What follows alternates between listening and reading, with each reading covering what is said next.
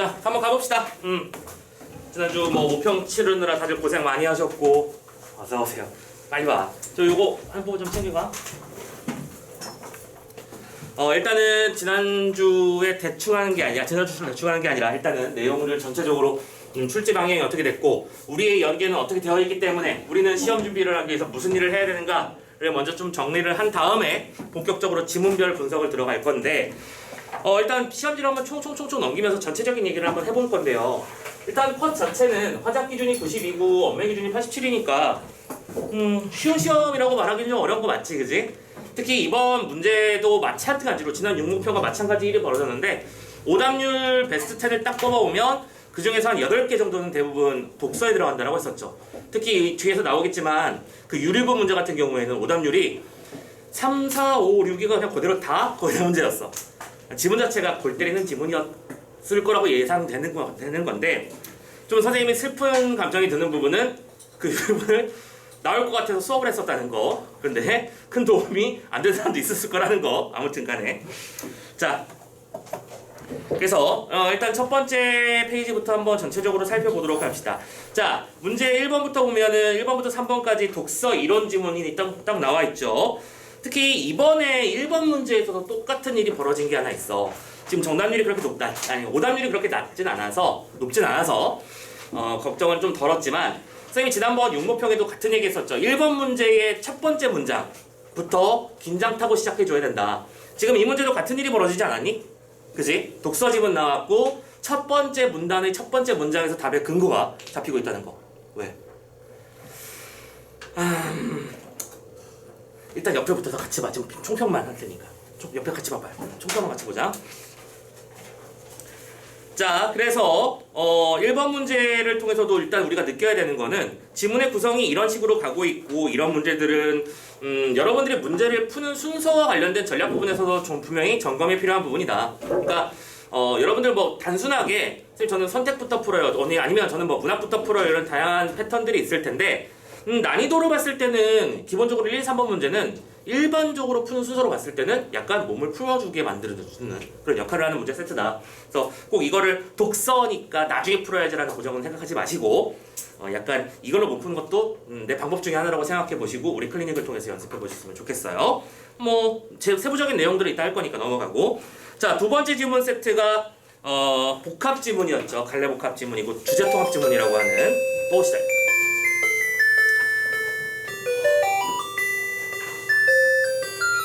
자, 이 지문 같은 경우에는 여러분들 수특, 선생님이 지금 보조자료 다 나눠드렸죠. 수특 인문예술 7번 지문이랑 연계가 되어 있었어요. 아도르노와 관련된 지문이었고 지금 지문 구성 양식을 잘 봐봐. 가지문하고 나지문을 비교해서 이해해보는 문제를 패턴인데 가지문은 아도르노가 가지고 있었던 어떤 대중예술에 대한 시선, 특징 이런 걸 파악하는 지문이었고 나지문은 그러한 아도르노의 미학 반응을 비판하는 지문이었지. 이렇게 서로 대립되는 짝을 가지고 문제를 냈을 때는 당연히 그 두 개의 차이점을 변별해서 문제를 풀어내는 능력을 묻는 문제가 나올 것이고 그 문제가 8번 문제였는데 이것도 선생님이 말씀드렸었죠. 이런 식으로 두 지문과 또 새로운 보기 지문까지를 복합적으로 이해하는 문제가 반드시 출제된다. 그런데 난이도가 말도 안 되게 어렵진 않을 것이다 라고 했었죠. 아직까지는 약간 몸풀기 단계라는 거. 대신 참고로 이 문제 세트에서는 문제가 6번 문제가 오답률이 화작 기준으로 7위 엄매 기준으로는 8위가 찍혔네요. 정답이 5번이었죠, 그죠? 5번 지문이었는데 지금 오답률을 보니까 1번이 10%, 2번도 10%, 3번도 12%, 13%네. 13%, 4번이 23%야. 그 무슨 소리야? 지금 어느 한쪽으로 예쁘게 끌려간 게 아니라 여기저기 찍혔다. 그렇지. 이해가 안 됐다는 문제일 건데 자, 이런 문제는 과연 우리는 어떻게 해결해야 될 것인가에 대한 고민을 좀 선생님이랑 같이 나눠보는 게 중요할 것 같아요. 자, 그리고 여러분들이 좀 봐주셔야 되는 건 자, 보조자료를 보시면 지금 이 지문이 우리가 생기는 건 이거야. 연계가 어떻게 되고 있는지를 확인하셔야 돼. 지금 니들이 알아서 해라 라고 하면 안 할 것 같아서 선생님이 억지로 지금 시키는 겁니다. 페이지 첫 번째 거 83페이지라고 되어 있는 부분을 보시면 아도르노와 관련된 얘기가 두 번째 문단에 나오고 심지어 이 쇤베르크의 음악과 관련된 부분도 지금 설명하고 있는 게 보이시죠? 참고로 그리고 나서 그 뒷페이지로 넘어가면 마지막 단락에 아도르노는 그러니까 끝에서 두 번째 단락입니다.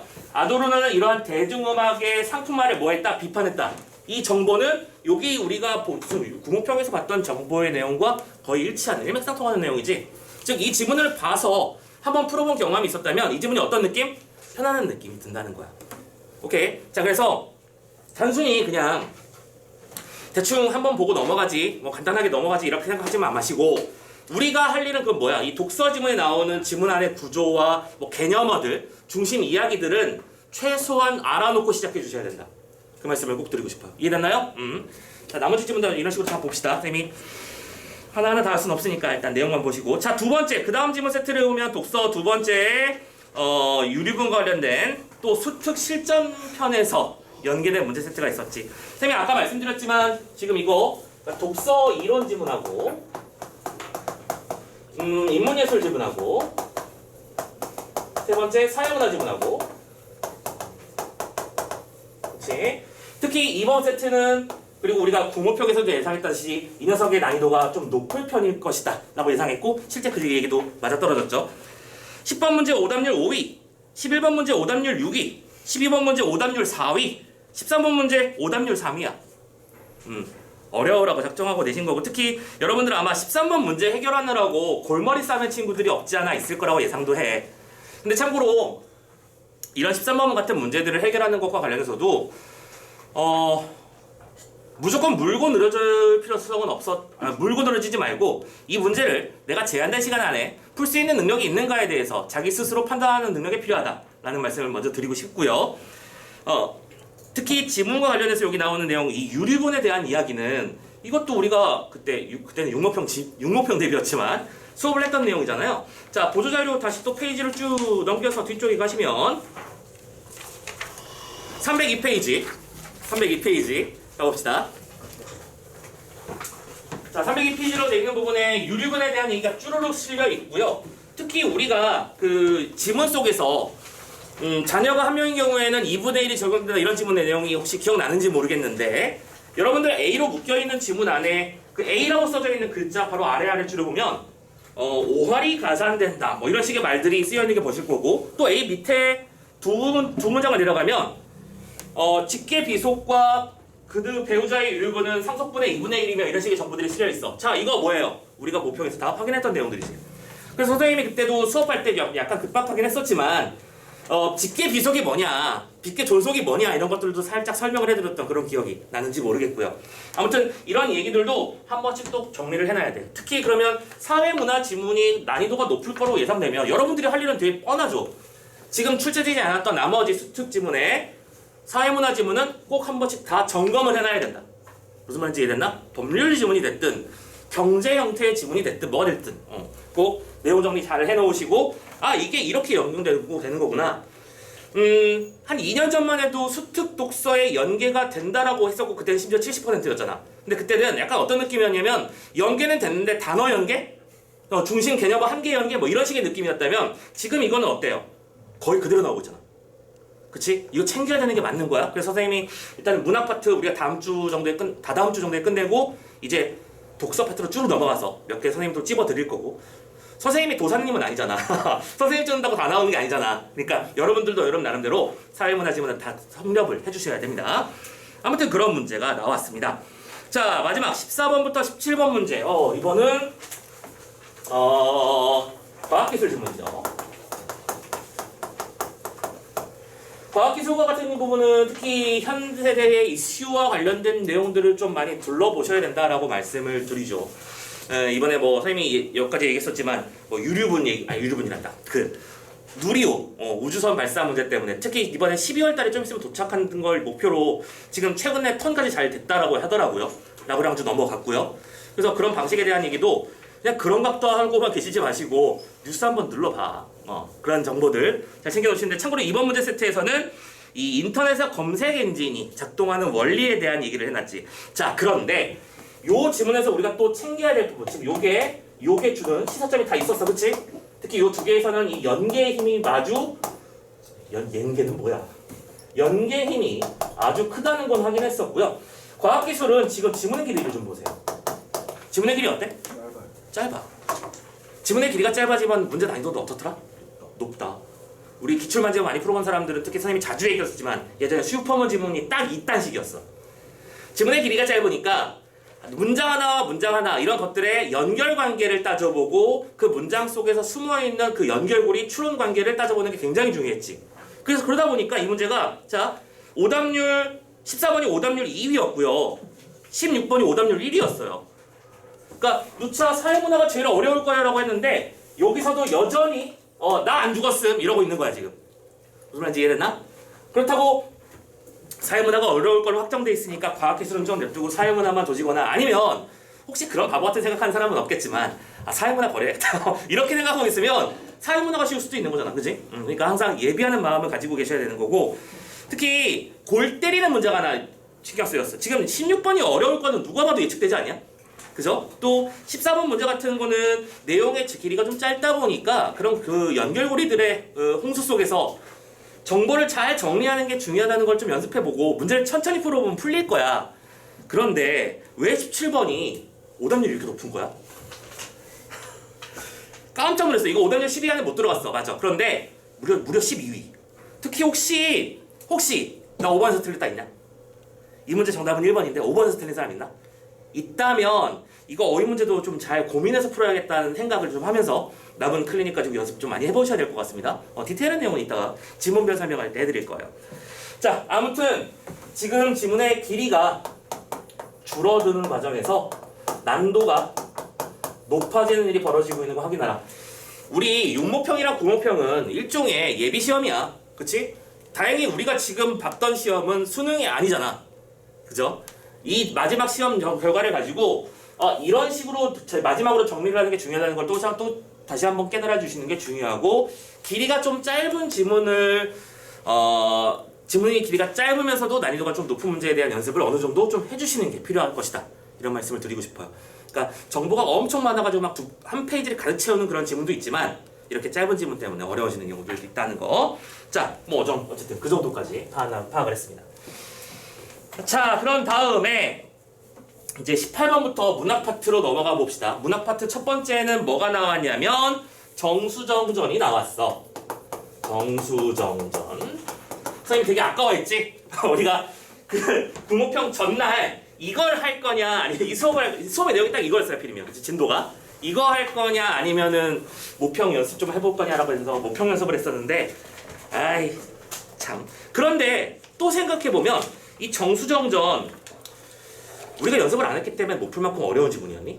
딱히 그건 또 아니었을 거야. 그치? 자, 일단은 연계 양상 좀 살펴봅시다. 선생님도 이거 수업할 때 그 뒤에서 이제 넘어가 버렸기 때문에 설명을 좀 해드리자면 자, 230페이지 잠깐만 열어봐. 이거 그냥 선생님 프린트 준 거. 자, 어디를 보시냐면 어디 가나? 자, 231페이지라고 되어 있는 페이지의 왼쪽 챕터의 아랫부분을 보세요. 뭐라고 돼 있어? 봐봐. 강서의 중간쯤을 보는 거야. 이날 회군하여 황석으로 가다가 한복을 불러서 말하지. 야, 진량 어딨어? 수십 년 정도 돼요. 야, 데리고 와봐. 그래서 데리고 왔고 뭐 목숨을 빌고 있는데 죽어 하면서 죽여버렸죠. 그리고 전전긍긍한 내용이 실려 있습니다. 뭐야 이거 완벽하게 일치시킨 거잖아. 지문의 일부가 그대로 차용됐다는 거. 자, 그러면 우리의 수능도 똑같이 이런 식으로 지문의 일부가 그대로 차용되는 일이 벌어진다라는 보장은 못하지만 오케이? 어쨌든 이 정도까지 연계가 됐으면 적어도 최소한 수능 특강 연계 문학 작품들은 잘 알아두는 게 중요한 거 맞겠지. 이거는 거의 뭐 프리패스로 패스가 될 수 있는 문제였던 거잖아. 이 부분은 경우에는 그쵸? 지문 잘 구분해 주시고 다만 정수정전 같은 이 고전 소설 같은 경우에는 어쨌든 간에 뭐 고전이기 때문에 독해가 중요한 역할을 한다. 여기 나와 있는 부분에 전혀 다른 부분도 똑같이 실렸지 않았느냐 판단되시죠? 그래서 문제를 중심에 놓고 인물, 사건, 배경, 갈등 중심으로 선생님이 읽는 법을 여러 번 수업했었죠. 그런 것들을 쫙 읽어나가면 될 것 같고 문제 난이도가 뭐 말도 안 되는 건 딱히 없었기 때문에 잘 읽으면 풀릴 수 있다. 중요한 건 무슨 싸움일 거라면 아마 시간 싸움일 거야. 최대한 빨리 해결하는 거. 자, 그 다음 두 번째 문제 세트를 봅시다. 이번에는 갈래복합 영역이 나왔는데 자, 지금 문제가 가나다 세 작품으로 연결되어 있었고 가는 박두진의 별이라는 현대시 두 번째는 신경님의 길이라고 하는 뜻이. 자, 얘도 뭐예요? 연계죠? 길 보자마자 반가웠어야 돼.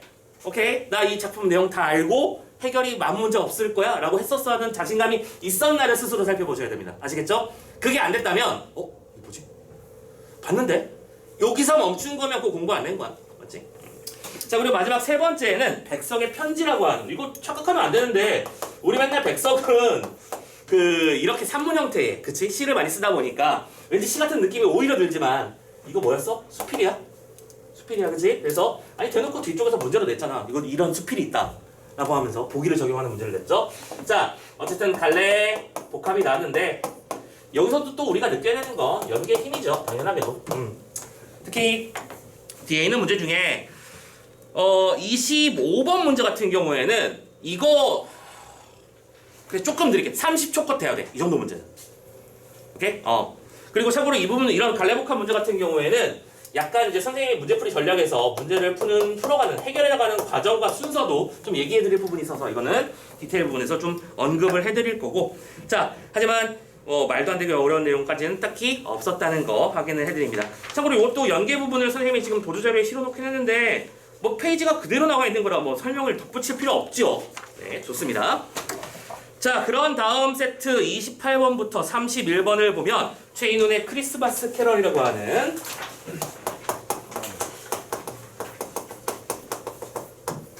읽으면서 오잉 쓸만한 그 지문, 겨드랑이 파마늘 뿜뿜, 이 작품이 나왔었습니다.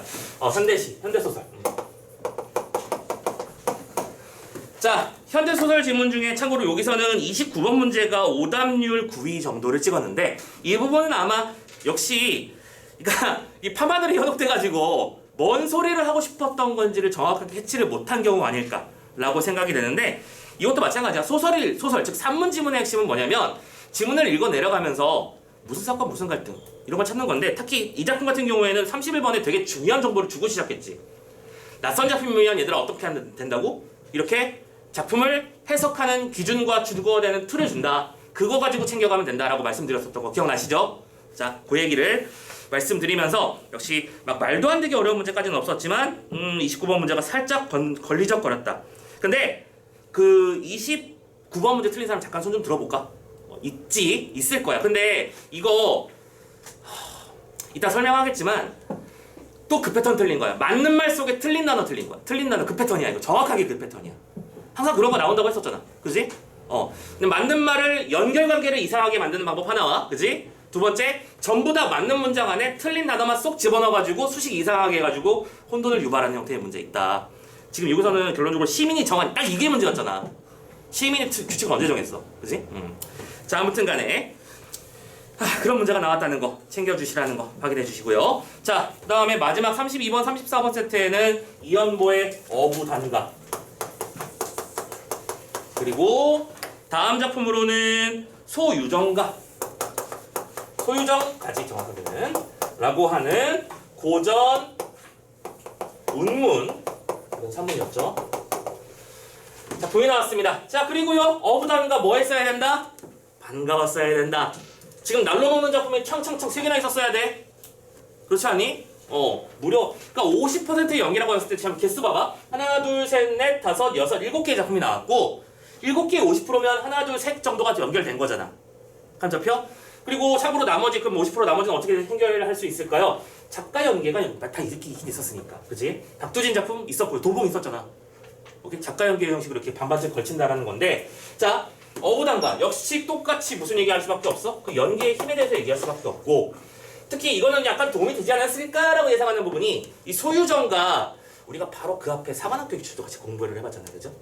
거기서 지수정가라는 작품 했었던 거 그거 기억나? 패턴 똑같잖아, 그지? 이렇게 묶인다는 거 챙겨서 정보를 캐치해 주시고, 그러면 실제로 이런 식으로 연계되는 내용은 여전히 변하지 않고 있구나. 고전 시가 파트에서는 시조 파트와 가사 파트를 중심으로 작품 정리를 쫙 해놓으면 큰 도움이 되겠구나. 이거는 무조건 챙길 수 있다, 맞지? 그런 것들을 잘 기억해 주셨으면 좋겠어요. 됐죠? 작품 디테일은 나중에 얘기하도록 합시다. 그리고 참고로 34번 문제가 오답률 이게 12. 12. 참고로 이것도 대충 읽어서 그래. 대충 읽어서 그래. 그러니까 빨리 푸는 것도 좋은데 대충 읽지 마. 답부터 미리 말해주면 혹시 그 34번도 5번 찍은 사람 있니? 이거 5번이 베스트 오답이긴 하더라고요. 그래서 이거는 슬프다라는 생각이 좀 들었어요. 자, 어쨌든 자, 독서 지문도 그랬고 문학 지문도 좀 그랬고 이 두 개의 공통점에서 일단 우리가 챙겨내는 거는 50%에 불과할지라도 연계의 힘은 여전히 강하게 작동하는 중이다. 오케이? 최소한 우리가 배운 문학 작품들 탈탈탈 잘 정리해 놓으시고 운문의 경우 고전이 됐든 산문이 됐든 그러니까 현대 시 파트와 고전 운문 중 시조와 가사 파트는 완벽하게 내 걸로 만들어 놓고 시작하셔야 된다. 무슨 말인지 알겠지? 그런 작전들을 잘 세우셨으면 좋겠고 두 번째로 나머지 독서 지문에서는 이런 식의 지문들이 최근 등장하고 있었고 독서 이론 파트가 항상 이렇게 나오고 있고 이런 패턴을 완전히 내 걸로 만들어 놓는 게 중요해.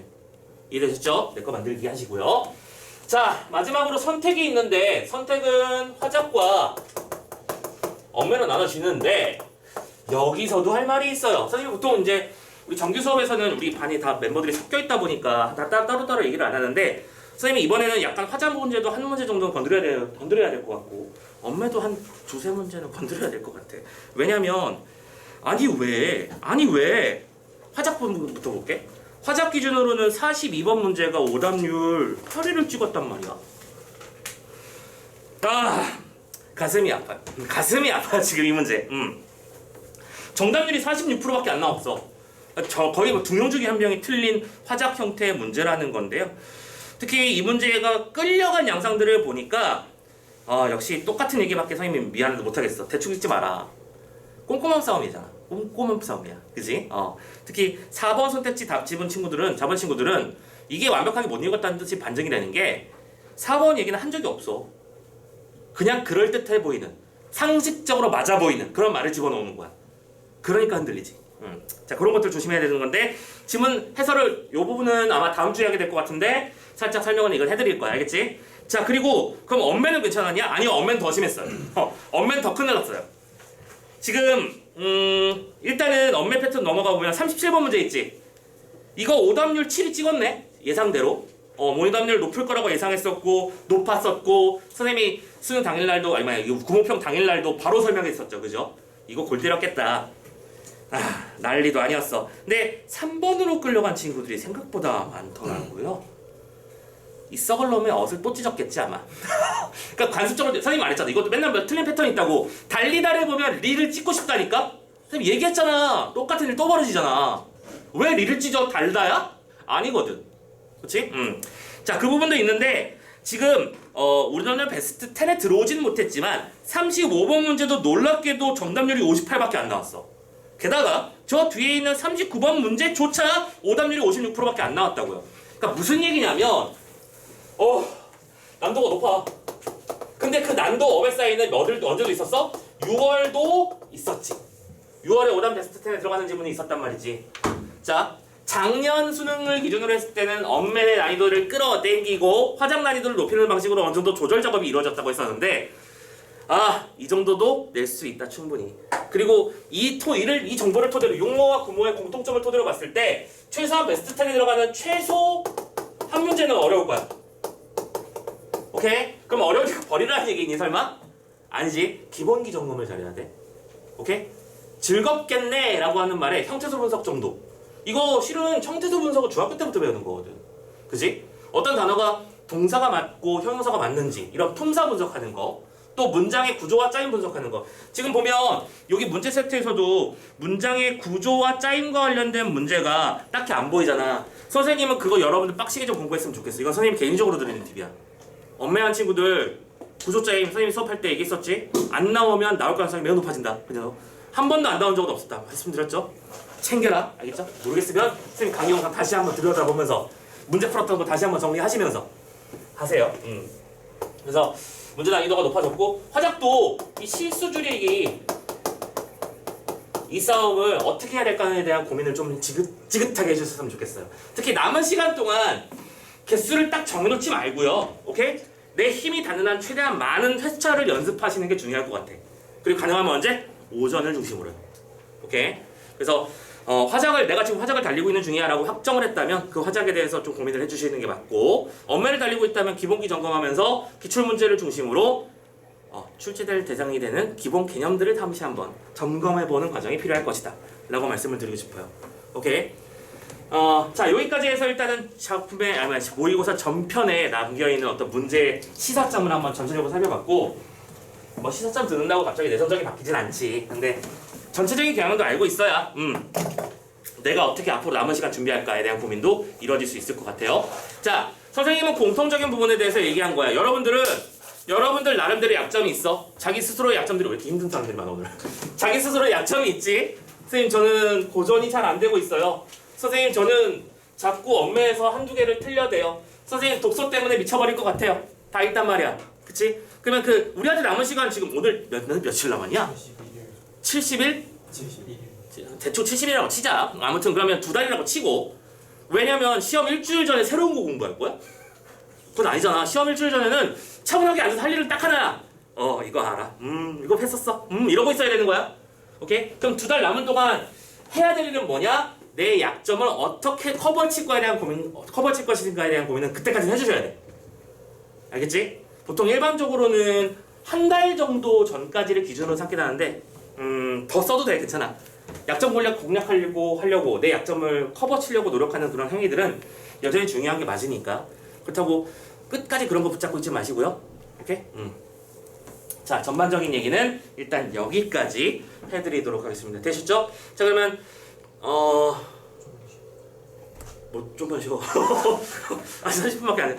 야, 앞에 독서집을 하나까지만 더 해놓고 좀 쉬었다가 그 다음부터 본격적인 얘기 한번 해보자. 자, 일단 잠깐만 영상 좀 끊어갈게요.